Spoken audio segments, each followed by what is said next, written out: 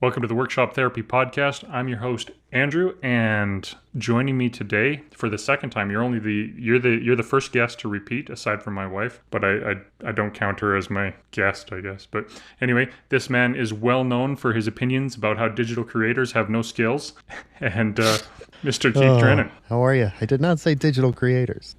I'm just broadening the horizon, right? Oh, light the world on fire, right? Exactly. Yeah. Besides, nobody listens to this anyway, so. Oh, they do. But yeah, skills. Here we go. Since we were just talking about 3D printers and how useful they are, right, in the pre-show. Yeah. You'll end up buying one before too long. You'll have that FOMO going on, right? The fear of missing out. Oh, everybody else will have a 3D printer except for you, and. Yeah, but if everyone has one, I could just ask them to make me something. That's true. Then you don't need any skill for it. You don't need skill, man. Yeah. Yeah. Anyway, so how are things going for you? They're going fine. Aside from having some heart trouble there from your laughing. Yeah. Otherwise, good. No complaints. So I've been admiring your toolboxes there you're making. Yeah. They're looking pretty good. Have you had much interest with it? I heard on your podcast. Lots of interest, no one's buying. So. Yeah. So you're making one for Austin? Yeah. Is that what I heard on the podcast, your podcast there this morning? Yeah. Yep. You're doing some sort of trade for that? Is he? Yeah. He has something I want. That's kind of what it sounded like. He has something I want, so I'm going to make one and hopefully trade it for it. Does he know that this is the case, or are you just like... No. Not at all, actually. We've never expressed this trade out loud, this barter, yet to each other. But I think he knows it's happening. So fair enough. He has a tool stored away somewhere in his shop that I want. So and he knows you want it. Oh yeah. I've tried to buy it from him a number of times, and that's going to happen. Like he's already said, yeah, I'll buy it, you can buy it. But I'm hoping I can buy it with one of these toolboxes. So how long does it take you to make one? All told, like if I were to sit down and do it, probably 40 hours, maybe. I don't know, because I've never just gone out into the shop and said, all right, I'm going to start now and then I'm going to finish. It's always like I start for a few hours and I go back to it a few days later. And then there's other projects that were coming up in between. And I have changed the way it's going to be done. So it's going to make it faster to build now. So what did you change about it? I'm changing all the size of the drawers, and the proportions will change slightly just so I can do less cuts per se. I'm changing the drawer slide to a different type of drawer slide, so it's not as labor intensive to make. But the overall look will be exactly the same. It's going to have box joints on the edges. And the main change is the ones I've made so far had an integrated drawer face. Yeah. And that's tough, like it has to be perfect or your whole box is off. So I'm doing away with that and doing an applied face. Yeah, that's the integrated face. When you mess up one piece, then you're screwed for the whole thing, versus if you're just doing an applied face, if you just mess up one piece, you just run another board through and cut it up and you're good. Yep. Yeah. So I wanted to do it this way, which in my mind is like the fancier, proper way for the first two. And now they'll all just be applied faces from here on out. So yeah. That's the thing about, asking you how long it takes to make. That's the funny thing about doing it as a hobbyist versus doing it with a production or a business mindset, or if it's your job. Because as a hobbyist, you don't have that, I have 8 hours to get this done. And you can, I've always found when I'm doing a production job, I get 4 times as much done in the same amount of time, because I don't have to remember what I did a week ago. I don't have to catch up in my head. I can just move on from the next step to the next step to the next step. But well, it's like anything too. Like if you're going to go into production, you eliminate pain points. Like for me right now in my shop, when I use the table saw, I have to move the table saw so I can use it, right? And then I got to move it back to use the next tool, and then move that back. Right? So there's a thought process that's got to go through everything, right? And I share the open space with a mower and stuff, so it's got to be good weather so I can put that out in the driveway if I'm doing anything with the bigger tool, right? So it's like a thing. If I was actually going to make these as like into a business and not just do this limited edition of 10 of them, I would rearrange everything and I'd have a station and all the pain points would be gone, right? It would just be, here's the jig, I can cut 1,000 of these parts, and then here's the jig, 1,000 of that, right? Like it's different when you're not, I don't know. I'm not running How it do, like a business. Yeah, I'm going to sell them and make money on them, but I'm not running it as if I was running a business. yeah, Yeah, you're not desperate for the income right at the moment. at the moment. At the moment. Speaking of sharing a space with your mower, why don't you pick yourself up one of those like tarp shed type of things and just park it outside in the tarp shed? Or do you just not want to be ghetto and have one of those tarp sheds out in your Yes. lawn? Yeah, no, that's not me. Yeah, no. And then Uh, I'm going to build the shed. Well, I may move, right? So I don't want to spend any money that I don't like that's not going to help me, right? I could put a nice shed out back and because I don't want to put a crappy shed out there. I could put a nice shed out there, but a shed's not going to improve any home value. So why spend the money on this one when I could be using it at the next house to build a barn or a big shop or something, you know? So it's kind of a catch-22 I'm in right now. yeah, that makes sense. How big is your shop? Like, what's your square footage? Oh, it's very confusing. I'll tell you the number, but it's really not that much. But floor space, I think, is like 380 square feet. But it's not that big, really, because one wall is a garage door, right? So that's Yeah. useless.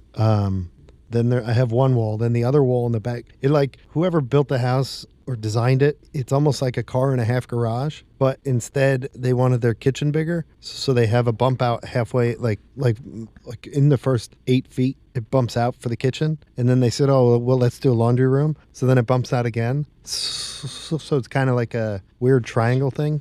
Oh, Yeah, down one wall, like it goes and then it steps out, almost like I don't know how to explain it for a podcast, but no, it goes like this along the whole wall. But then there's a door that comes down along that one side wall. So it's not even like, oh, I gained wall space because it goes like this, but there's a door there and then there's stairs that come down from the door. So it eats up the one whole portion, like where the kitchen is. Then it bumps out. And then that next wall, there's a door that goes out into the backyard. So you have to keep that area clean. So really, I only have one wall in my shop. yeah, So that does. 380 square feet. You can't park a car in it. And I have to share it with a lawnmower or a snowblower. Yeah, only in so the winter. you're lucky if you actually have 200 square feet of actual working space.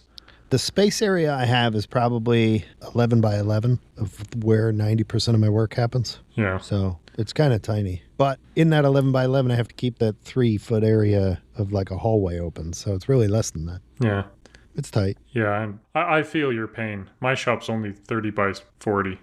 20, no, Yeah. never mind. It's not that big. It's 25 by 40. So Yeah. it's I hard. mean, it's a pain, but you'll just work around it, Like Yeah, you have to walk all over the place. I just have to reach. I hardly have it's to a do. yeah. That is actually one of the things that I find myself doing all the time. Is I'll be at one end of the shop, and I mean it's not a huge shop. It's a big. I have 1,000 square feet, so it's a decent sized shop, but it's not huge. But still, when you're at one end of the shop and you have to walk over to the other end of the shop to grab something, Right. it's annoying. Yeah. And so I mean I don't envy you, No. but You shouldn't. but there is that's where you get that efficiency of space. That's why I think I collect extra tools, is because then I can put a set of screwdrivers at each thing, or I need a screwdriver and an Allen key for adjusting my bandsaw, and so I just have them stuck on magnets on my bandsaw, and then I have extra ones somewhere else, so I don't have to. Those ones just live there now. Yeah. But Yeah, I would love to be able to do that. I mean, I have a ton of tools. I could do that, but the layout of my shop changes. Like for these boxes, I have it set up the way I need to set it up to do the boxes. And even with that, I have to move tools to be able to do it. But if I was going to do something else, like build a dresser or a bookcase or something, which is the next thing on the list, then everything's going to get moved around because I'm going to need different tools accessible. So it's kind of a pain. yeah. But if you plan Yeah. ahead, it works, Yeah, my previous shop before this one, I guess my previous shop before this one was my garage on the house. But prior to moving back to Alberta, my shop was a 40 by 42 story barn. And that was lovely. How do you work in such small places, Andrew? Well, that one had a major downside though. It didn't have insulation in the walls, and I heated it with a wood stove. And so in the middle of the winter, when it was minus 20 or minus 30, I'd have to go out and I would burn a ton of wood just to get my shop up to a decent temperature for working in. Yeah. And I didn't realize this, but saw stops, they won't work below a certain temperature. Yeah, and so I didn't realize this when I bought the thing, but so one day I start using it and it's cold, so I start using my table saw, right, and I'm pushing some wood through it, and it just dies, and You don't have a saw stop, do you? No. Okay, so No. they have the control box on it. It's got two lights, and it'll blink on different patterns depending on what it's doing. Yeah, I've used them before. Yeah. Oh, okay. So yeah. So if it triggers or does something weird, it'll have this little blinky pattern of lights, and it wasn't showing any codes. It wasn't doing anything. It's just no power whatsoever. It would just die, and couldn't figure out what was going on. And so I started doing some internet looking, and I discovered that yeah, they won't work below a certain temperature. And so since there's all that cast iron in there, when it's cold, Yeah. it takes for freaking ever for it to heat up enough to get that sensor to work. So a 40 by 40 shop was nice, but in the winter it was really frustrating. I ended up doing more stuff with the bandsaw or with a circular saw, and my $3,000 table saw sat there and made a nice work rough. service. That is rough. But, yeah, or I used the radial arm saw quite a bit during the winter. Do you still have a radial arm saw? No, I got rid of it when I moved. I would love to have a shop big enough to use one of those. It was great for dados. I like being able to put my material down and see where I'm cutting. That was really nice. That's basically Dados and all I ever used it crosscuts. for. Yeah. That's basically all I ever used it for, was just that. I don't like when they turn it, Oh, that's when they try terrifying. and do rips. Yeah, that's where you get into the danger zone of radial arm saws. Otherwise, they're fantastic. Yeah. And that's the thing. Even if you're an idiot and you let it run away with you, as long as your hand's not in the way, you're fine, because it runs into the end of the stop and that's it. Right. Yeah. The moment you start doing, like, I don't know, do you follow, what's his name? Dusty Lumber Co. Yeah, Dusty Mitchell. No, not anymore. I used to, but I don't follow him anymore. But yeah, So he lives makes some just cool down. stuff. He lives just down the road from me, actually. Oh, really? Yeah, I knew him. I knew him when I was going to university in Lethbridge. We knew each other. But anyway, He makes long cool story stuff. short, using the radial arm saw and stuff like that, I was just not my thing. But anyway, so one of the things that I was going to ask you about is what's your opinion on people who are pursuing that perfection in stuff? Like, do you think perfectionism can become toxic to your creative abilities? 100%. What is the one saying? Don't let perfection be the enemy of complete. Yeah. Or finished. What is that Yeah. saying? Yeah. Don't let perfect be the enemy of done or finished. Yeah. Yeah. Yeah. There's, I mean, everyone wants to be perfect, right? But nobody's perfect. Are you talking like in general or more on the maker side? well, kind of in general probably, but it applies in everything. Like, I find myself, for me, the reason I'm curious about it is I find myself having a hard time starting something because of I'm worried about not being able to do it correctly, right? Or you get to a certain point where it's like, should I complete this thing or should I just throw it in the garbage and move on? I think there's a benefit to both of those. When I was younger, I didn't care that I didn't strive for perfection per se. I said, all right, let's just try it and do it. And then there was a period of my life from about 21 to, I don't know, 38, where I worried everything's got to be perfect, right? I can't make any mistakes, right? Let's just do it perfect and be perfect all the time. And don't start it if you can't do it perfect. And now I'm like, screw that. Like, it's a waste. If you wait to start anything, you're never going to get perfect at it. So just embrace the negativity now and roll with it. What is it? Wabi sabi is to find the beauty in the imperfections. Yeah. I look forward to it now. Like, I would make a table and say, I can't wait until this thing's beat up, right? Because I love the look of an old like kitchen table or something that's all beat to hell and it's been used and abused over its life. It's got character, it's got flaws. But if I was the one making it before that, I would say, oh, it's got to be perfect. I can't have a bad glue joint. I can't have some bad joinery in the leg. Like, I just wouldn't start because I'm like, what if I can't? Like, what if I screw it up? I don't have the money to buy all new wood for new legs. But I'm hoping to build a table that lasts better than a veneered table so it can get beat up, scarred, live 100 years, and look like one of these old tables everyone wants to buy, right? Yeah. So why care now, right? Well, because if it isn't good enough, it's not going to get to that point, right? But I guess good enough is not the same as perfect. Correct. If it's serviceable, let it ride. Yeah. See, one of the reasons I've been thinking about it recently is because I have this chair in my shop that I designed. This is me, right? Like, I hate working off of plans. Like there's nothing wrong with it, but to me there seems like there's two different types of woodworkers, right? There's the one that wants to go out and they have a plan, they're going to follow the plan, and they're going to do the plan. And then there's the other side of the spectrum, people like me, that I have an idea and I want to create the idea. And it's not to say that I don't have a plan. I have a 3D model. I use the CNC to cut the parts, so I do have a plan, but it's my plan, right? Right. And I've got to the point now where I have the two sides of the chair glued up. And so it's kind of like it'll be like a lounger, kind of a mid-century modern lounge chair kind of idea, right? Right. And I've got the two sides and I know exactly how to finish it. But now that I have the two sides in physical space, I don't think I like the look of it. And so I struggle with taking the time of I literally have like 3 hours maybe to get it to I can sit in this point, but then I'm like, I know I won't like it and I will want to change it. So what's the point of finishing it at this point, right? Well, there's two schools of thought on that. So I thought we were talking about perfection versus mistakes or whatever, right? If you don't like the aesthetic and design of it, right? Then it may not be a perfect design for you, but if everything's done properly, it could still be a perfect chair, right? So just because you don't like the aesthetics, like some people don't like the look of a Ford, some people don't like the look of Chevy, right? That's an aesthetic thing. They're both adequate vehicles that are going to get you from point A to point B. But is there a perfectionism going on in the back of my head that I don't like it, therefore it's not perfect, so why should I bother? Or should a guy complete something like that? There's a lid for every pot. Somebody's going to want that chair. So if you're only 3 hours from finishing it, what? Well, it's not 3 hours from finishing it. It's 3 hours from being able to sit in it. Hmm. Like I have, so I have, I have to put I don't even know what the parts would be. Like I have to join the front. I have 3 cross pieces basically to put into it.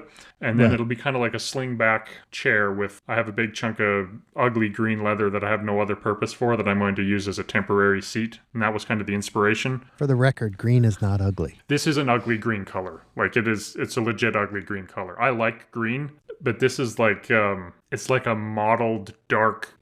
The best way to describe it would be like a mottled dark snot green color. If Sounds you can awesome. kind of picture that. I'll send you a send me a picture photo of it, later. lady. Yeah. But see, my thought was, I'm going to make it out of that, and then if it liked it, I have this bull hide that I tanned from my ranch. It's I murdered this bull, and we have this hide, blah blah blah, and I was going to cut that and turn that into the chair. But now I'm like, I don't know if I like the way it sits and looks. Anyway, so tell me what to do, Keith Guru. If that were me, you could do what I did and just take those parts and hang them up in the corner of the shop where no one will see them. And eventually I'll get back to the chair I started. Eventually. But I had the same thing. I was making a chair and I'm like, this chair is going to be trash. I don't want to finish it. So I hung it up. And it's not my style. I don't know what convinced me to try and start this chair. So I just hung it up. Maybe one day I'll get back to it. Maybe I won't. But it's a reminder in the corner of my shop. Yeah, that's exactly where mine's not hanging. It's sitting between my rolling tool chest and the wall right now. But I mean, if you're looking at this part now, right? Can you find what you don't like about it and fix it or remake it? Kind of. I think so. But at the same time, this is where I struggle. Is like, if I get it to the point where I can sit in it, then I'll know the proportions, because I think the proportions are wrong. Like, I think once it's actually assembled, it'll be an uncomfortable chair. But I won't know that until it's actually done. Then I think you get it to the point where you can sit in it. And don't consider it a chair, just consider it a prototype. That way, once you're done, then you can be like, all right, I'm going to move this lat between the two sides back 3 inches. I'm going to move this one up 3/4 of an inch. I'm going to give a 19-degree rake here and cut that thing up and just make it serviceable to the chair that does feel comfortable, and then start all over again and make the chair. There you go. Use it as a prototyping chair. That's a good idea. Provide purpose with the work you've already done. The only other purpose for it is to become firewood, and it can still become firewood after it gives you purpose in between. That's true. That's so did you listen to the last episode that I released on Monday? Aggregation of marginal gains. Yeah, I got very confused, to be honest with you. Did you? No. I was listening while I was working, so I probably should have waited till after work. Well, it's the same Brian House of Housewort. I always forget his name. Brian. I call him Brian House too. The 20, I think it's the October 26th episode. He was talking where he was talking about the whole Japanese mindset Oh, living right, right, thing. right. What is it, like the 5 things that you should aspire to be or something? Yeah, something like that. But the Japanese philosophy of Kaizen is the same thing of this aggregation of marginal gains. Basically, what it means is rather than looking for the big fixes, you focus on the 1%. the 1% gains, right? And so if you get 1% better every day at something, by the end of a year, you'll be 37 times better at it, approximately. Yeah, if you focus on only one thing. Focusing on only one thing is very difficult to get Yeah. 1% better every day. Yeah. But the principle applies to lots of things though, right? Is there's you can get 1% better at something. Doesn't necessarily have to be the same thing every day.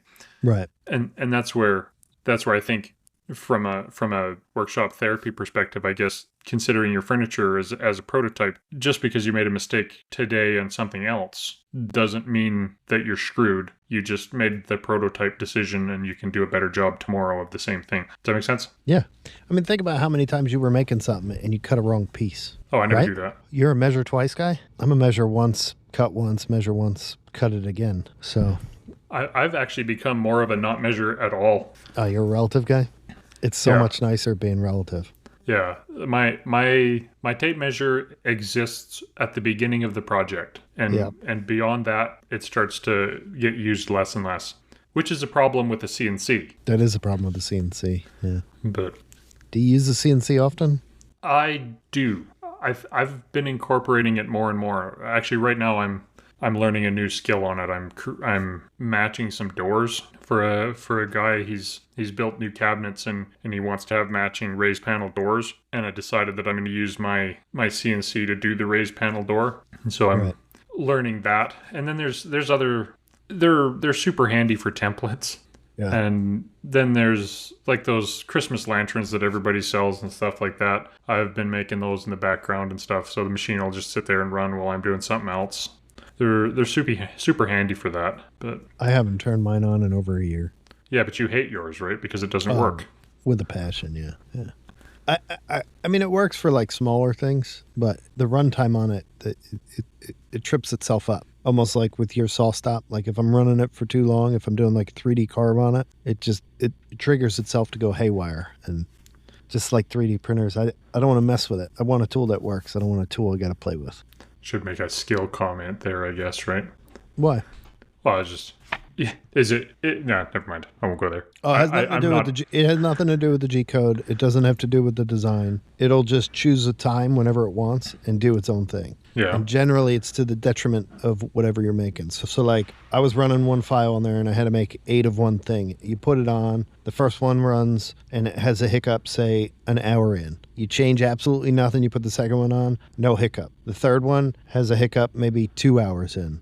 Right, and it's completely different than the hiccup you had on the first one. You put the fourth one on, it has a hiccup at like 1 hour and 18 minutes. So it's the same G code. Nothing has changed. It's just whenever it wants to do its own thing, it just does its own thing. Oh, that's super frustrating. And that's like we were talking on the pre-show there with the 3D printer here. It's frustrating when you get something that's just random like that. If you have a problem that like my 3D printer, it's not printing concentric circles, but it's exactly the same problem every time, you can compensate for that. But if it's just some sort of random nonsense, then that's frustrating. Yeah. When you contact the manufacturer, they're like, yeah, we don't know what to do with that. There's nothing we can help you with. And it's like, there's nothing?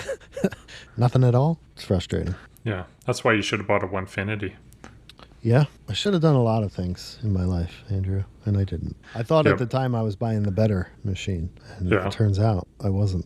Yeah, I like mine actually. It works really well. Haven't had any issues with it. But what I've always noticed though is people on the YouTubes, they don't push their machines very hard. Like the like you so for my machine, I see guys on YouTube and they're running it at say like 40 inches per minute or whatever, Right. right? And I'll push mine. I don't understand why people, well, I don't want to break a bit. It's like you can buy a bit for $10. I would much rather push mine at 120 inches per minute and break a bit every once in a while than the people who, I'm going to save my bit and wear my bit out and take 10 times as long to do something. Yeah. And I don't know all the science of it, but there is a way where you can run it too slow too and ruin a bit. Yeah. Yeah, you're building up heat, and you ruin the temper in your bit, or it Yeah. jams or whatever. Your chip load's too high or too low. But anyway, I don't know all of the science. What I do is I just buy a bunch of cheap bits, and then I push the crap out of them until it breaks, and then back off from there. I like that strategy. Yeah. I should get a Winfinity, but I don't have a need for it. I think I would buy a laser first. Yeah, I would if I didn't have my little diode laser, I think I would have bought a big CO2 laser rather Yeah. than the 1Finity. Just because I mean there's things you can't do with a laser that you can do with a CNC, and vice versa. But I think if you're going to drop $3,000 on a tool one way or the other, and you don't already have one of the capabilities, I think a laser is the way to go. Yeah, I didn't think that until recently after seeing a few lasers run and owning like a diode laser now. They're just so easy. There's no bits to deal with. You clean it every now and then and keep it going. Like I think a laser is the initial step, and then you graduate to a CNC. Yeah, I agree, and that's what I did. But yeah, I think it's easier to make money off a laser. Yeah, I've been debating buying a fiber laser actually, because Me too. people, as soon as people find out that you have a laser, they immediately start asking you if you can mark metal with it. And mine is just, no, you can't. I've had probably 20 people ask me if I could do something on metal with it. Yeah. Yeah, I want a fiber laser, but I also want like 100 and something watt CO2 as well. And a 3,000 square foot shop to put it in. Yeah, which has me leaning towards the fiber laser because they're small. So Yeah. it would be fun to have one. Yeah, that's getting into the whole tool acquisition disorder thing, I suppose, right? I don't call it a disorder, okay? It's a condition, and we're all dealing with it. That's the hobby, is the tool acquisition. That's just one of the many hobbies that we have. Yeah. I wish I had more money so I could be perfect at it, and then I could be toxically perfect in my tool collections. Dude, if I won the lottery, I'd buy so many tools. It'd be a Yeah. problem. Speaking of tools, one of my intentions, one of the things I was going to bring up in this particular podcast with you is, I have this problem, right? Seems like around this time every year I come up with a tool idea and I start prototyping it and making a tool. Right. So this year's problem is I have this. You've been seeing some of the tools that I've been pulling out of my wife's great grandpa's tool chest that we. Yeah. So he's got this. There's this hammer. It's about 4 inches long, and it's made out of 1x1 bar stock, tapered down, kind of like a cross peen, right? Okay. Except it's, I don't know how much it would weigh, half a pound maybe. So it's Tiny. pretty light. And I'm thinking what I'm going to do this year is I'm going to do a reproduction of that hammer out of brass. Yes. And then, Sign me up, Patch. Where do I pay? well, I actually don't know if I'm actually going to sell them. What I'm going to do, Are you going to cast it? no, Lawrence of Maritime Knife Works, Knife Supply. It's right here. You got Lawrence of Maritime Knife Supply, who I was literally in his hometown in Nova Scotia, and I didn't realize that's where he was. Otherwise, I would have hit him up. And He's a good dude. yeah, I keep you guys talking about him all the time. I made the assumption, I never looked into it, but I made the assumption that he was in New Brunswick, closer to Tony. No. But then I ordered something from him, and it shows up from where he is, and I was like, I spent 2 days in your town. Oh. I literally looked at real estate in your town. I didn't know you were there. Anyway, Are you moving? so Are you moving east? Well, we'll talk about that later. Anyway, this we'll brass talk hammer. about that we'll talk about that in the after show. Yeah. Anyway, so long story short, I started looking around for brass bar stock. So I'm just going to make it out of brass bar stock. And nobody in the town, city close to me carries it. So they'd have to order it in. And they'll all order it in from, was it Metal Mart or Metal Supply, blah, blah, blah. Anyway. The metal in supermarket Calgary. or whatever. Yeah, that's what it is, metal supermarkets in Calgary. And so I just went to their website, and for $70, I can buy a foot of this stuff. So I can make 3 hammers. Okay. And so I'm like, okay, I'm going to buy this. Shipping from Calgary to me, which is only 2.5 hours of driving. They wanted $222 to ship it to me.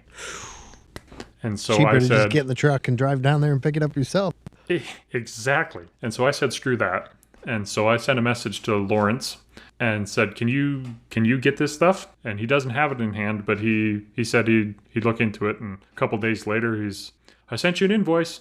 And so, yeah, like 3 days That's later, phenomenal. he got it, and yeah, it'll be here tomorrow, supposedly. It's not That's quite as awesome. fast as shipping to Texas. But anyway, so what I'm going to do with these 3 hammers, I'm going to make 3.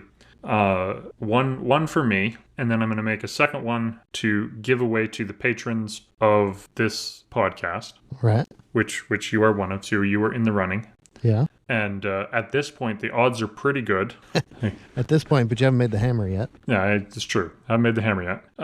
And then the third one, the American Craftsman podcast or Green Street Joinery, I don't know which of them actually officially runs Christmas. their giveaway thing. But not that it makes any difference because they're the same people. Yeah. So I'll make the third one and give it as my giveaway gift. That's awesome. So that's the official announcement. You're always a big supporter of my tool making problem. Yeah. I have one of the coolest tools you made, though. The first one I made. Yeah. Yeah. So I just take my name out of the running for the brass hammer because I already have a hatch-made tool. So Yeah. Well, we'll see. If you, I'll do 2 draws, I guess. If you win on the first one, I'll do a second one. And if you win a second time in a row, then you'll get it. yeah. How That's about fair. that? Because then How about we just get more patrons in here so the odds aren't so good that I'm going to win? That's what we need to focus on. I So agree. if you're not already signed up for a patron of this podcast, go to patreon.com, go to the search bar, put Yeah. it in, and give your $1 or $2 or $5 a month, whatever it costs. It's a link in the description, right? That's Link in bio. yeah. Hey guys. Hey guys, go buy that.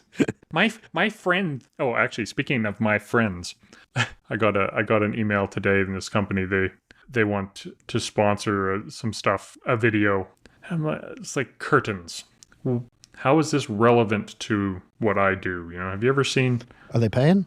No, it's just affiliate stuff and free product. I'm like, no, I'm good, thanks.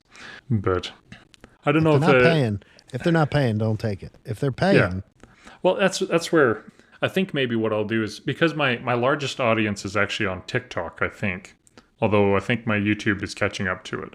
But I'll just all use you have TikTok to do is a for short? all of the. I don't know. I haven't really responded. It's just that's what they're. But anyway, yeah. Long story short, I'm an influencer now apparently. must be nice, I tell you. Yeah. Roll in all the non-existent money. I love having zero influence over anyone. It's fantastic. You have lots of influence. You don't realize how much influence you have. Yeah, I'm not an influencer, though. That's true. Well, that's kind of where I'm like, I'm starting to get the emails now, and I'm like, do I accept any of these at all, and just say screw this nonsense and go down the like what's his name? He does all the tool reviews, Project Farm. You watch any of his videos? No. I think it's Project Farm. He legit buys every tool that he tests. And he goes through a whole bunch of testing things. He does really good videos, but he doesn't do any sponsored stuff. And so you can actually trust, for the most part, you can trust what he says.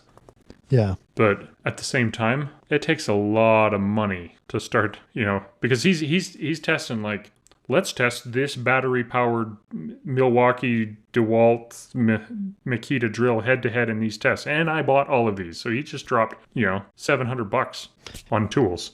Yeah, but how much money is he making off those videos? He's got to be doing well. I mean, no one does that just out of the goodness of their heart. Well, but he started that, right? He started doing it out of the goodness of his heart, but he probably wasn't doing the expensive things at the time. Right. I mean, you can start anything on a budget and see if it takes off. And then obviously there's money to be made on the internet, right? I mean, OnlyFans is what, a couple $1 billion industry. So you can make money out there. Are you suggesting that I, start undoing my shirt and that type of stuff? No, on the I'm just internet? saying there's ways to make, yes, you could do tool, like there's so many different ways to make money, right? Yeah. And if you're doing good things, and I mean, OnlyFans wasn't made to be naughty. It was just made so people had a social media where people would pay. And then because they allowed the naughty stuff on there, everyone thinks that it's all naughty, right? Yeah. So let's just take that out of it, right? So if you could, and even Instagram has figured that out and they have started subscriptions, right? So you could only post to people who subscribe to you. And that's a way to get away from the OnlyFans stigma, right? So Yeah. he could start doing that stuff and only do it to his subscribers, so they're paying him. My problem with that is on Instagram, there's ads being served up on top of that. So not only is the platform making money, but they're making the users pay money to see the content. And then they're not paying the people creating that content. And that's where it's kind of like an icky area for me for the subscriptions on Instagram. But there's ways to make money without sponsorships and without, like, it can be done. Yeah, that's true. That's true. So This is totally off topic and we're going down a rabbit hole of, I'm sure nobody's really interested in it. Yeah. So anyway, perfection.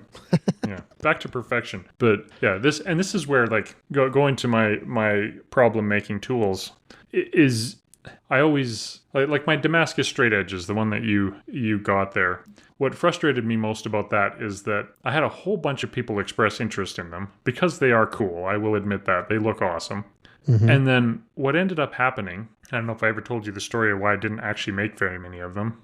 But what ended up happening was basically the company that I had do the machining, because I don't have a mill or anything. I don't know if they realized they were losing money on them or what, or didn't want to actually do a production run on them. They went from, we'll charge you $70 a piece to do the machining on these to $300 a piece, And so that just kills the idea, right? Well, I mean, that's the go away price, I think, right? Yeah. They probably got too busy and they're like, well, we can't do just a few of these now. I had it happen with a fellow maker, like maker to maker, right? I had a thing where I came up with a price with him. I went there. He did the work while I was there. And it was just using his CNC because it was big enough, right? And we figured it out. We did all the numbers and he's like, all right, this is what I would need to make. And it was, I don't know, $100 an item or something like that. And I was like, okay, that's good. And I'm just pulling these numbers out, right? It was more than that. And then when it came down to me I said, all right, so $100 an item, let's lock that price in.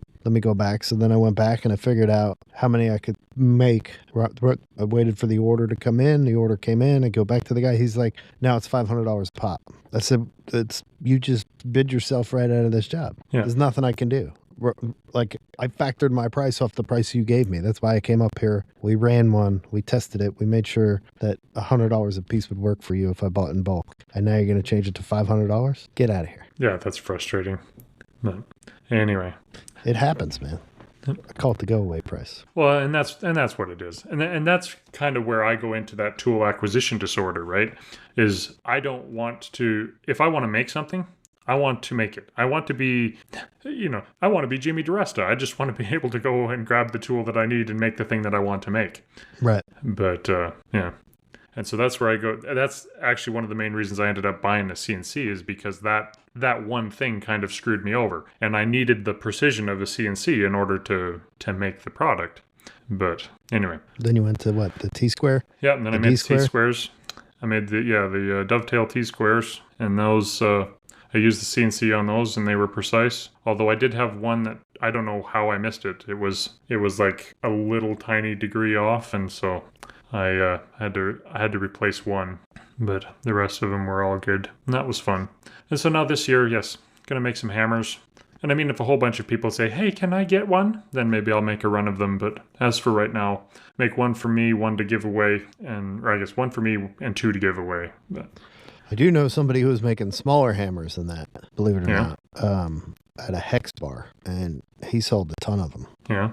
See, there's something about this particular hammer. If I was in my shop, I'd grab it and show it to you. It's just proportions are there. Yeah, it's just bang on perfect proportions, and I don't know why they're there, but it's got these like 4 notches, kind of look like they're filed in at a kind of an angle around where it begins to taper, and it just looks cool. And so it's perfect. Yeah, aesthetics are a huge thing. If you had 2 tools, they both do the same thing, and one you just like the look of, you're going to go to that one. It's going to happen. 100%. Yeah. Aesthetics play a huge part. Yeah, and that's why I've been. I finally got that roofer's hatchet that I've been rehandling. I got that finished a couple days ago. The reel is going to go live today as we're recording this, or after I record this, I'm going to post it. And I like it too because the more I look at it, the more I'm pretty convinced that it was made by my wife's great grandpa. He was a blacksmith. Okay. And I'm pretty convinced that he made it, or at least it's definitely handmade, because all of the none of the chamfers are even. Like it's Right. And the hammerhead part of it, all the faces on it are uneven and they're different sizes, and so it clearly isn't machine made. Wabi So I'm sabi. exactly. And so I'm pretty convinced that he probably made it, which is cool. I'm going to go with that as the story anyway.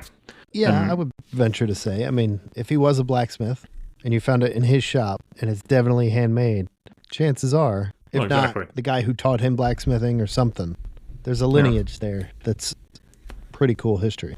Yeah. And now I've put a new handle on it. And if I do say so myself, you're going to have to take my word for this because you can't touch it and I don't have it, so I can't show it to you. But it fits my hand perfect. Like it's like it will be my go-to. I'm going to pick this up for a lot of crap just because it feels so nice in my hand. So you're actually going to use it. Oh, heck yeah. Yeah. I am not a believer in putting the tool on the wall and look at it. Like it's Good. Tools have a life, and if you don't use them, then their life is pointless. At least that's my opinion. I agree with But anyway, I think this has kind of been a rambly episode, but it's been a good conversation.